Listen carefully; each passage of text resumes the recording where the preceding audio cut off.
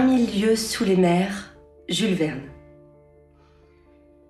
Bien que j'eusse été surpris par cette chute inattendue, je n'en conservais pas moins une impression très nette de mes sensations. Je fus d'abord entraîné à une profondeur de 20 pieds environ. Je suis bon nageur, sans prétendre égaler Byron et Edgar Poe, qui sont des maîtres. Et ce plongeon ne me fit point perdre la tête. 2 vigoureux coups de talon me ramenèrent à la surface de la mer. Mon premier soin fut de chercher des yeux la frégate. L'équipage s'était-il aperçu de ma disparition? L'Abraham Lincoln avait-il viré de bord? Le commandant Farragut mettait-il une embarcation à la mer? Devais-je espérer d'être sauvé? Les ténèbres étaient profondes. J'entrevis une masse noire qui disparaissait vers l'est et dont les feux de position s'éteignirent dans l'éloignement. C'était la frégate. Je me sentis perdu. « À moi! À moi !» criai-je, en nageant vers l'Abraham Lincoln d'un bras désespéré. Mes vêtements m'embarrassaient. L'eau les collait à mon corps, il paralysait mes mouvements. Je coulais, je suffoquais. « À moi !» Ce fut le dernier cri que je jetai. Ma bouche s'emplit d'eau. Je me débattis, entraîné dans l'abîme. Soudain, mes habits furent saisis par une main vigoureuse. Je me sentis violemment ramené à la surface de la mer et j'entendis, oui, j'entendis ces paroles prononcées à mon oreille.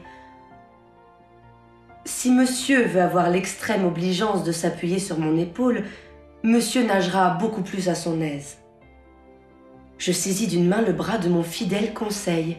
« Toi, je dis, toi !»« Moi-même, répondit Conseil, et aux ordres de monsieur. »« Et ce choc t'a précipité en même temps que moi à la mer ? » ?»« Nullement, mais étant au service de monsieur, j'ai suivi monsieur. » Le digne garçon trouvait cela tout naturel. « Et la frégate ? demandai-je. »« La frégate, répondit Conseil en se retournant sur le dos. Je crois que monsieur fera bien de ne pas trop compter sur elle. Tu dis ? Tu dis qu'au moment où je me précipitais à la mer, j'entendis les hommes de barre s'écrier « L'hélice et le gouvernail sont brisés !»« Brisés ?»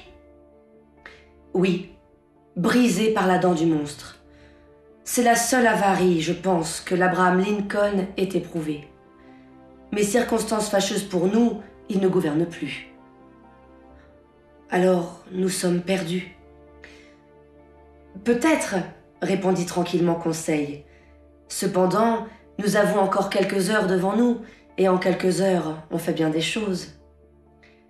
L'imperturbable sang-froid de Conseil me remonta.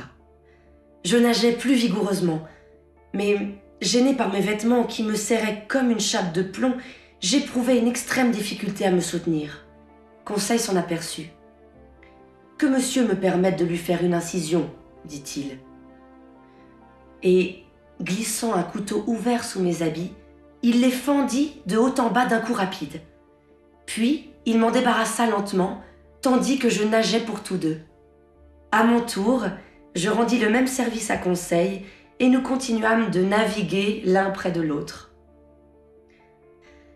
Cependant, la situation n'en était pas moins terrible. Peut-être notre disparition n'avait-elle pas été remarquée? Et l'eût-elle été, la frégate ne pouvait revenir sous le vent à nous, étant démontée de son gouvernail. Il ne fallait donc compter que sur ses embarcations.